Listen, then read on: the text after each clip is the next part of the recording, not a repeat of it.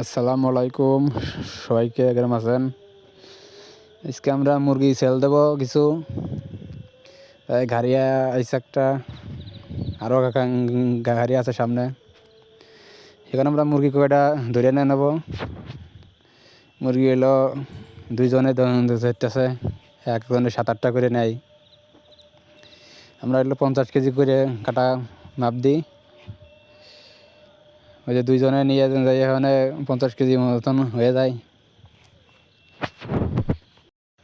মাল মাপে ওখানে গাড়িতেই উঠানো হচ্ছে। এই নসিমনে হইলো 600 কেজি মতন মাল আজকে নেবে।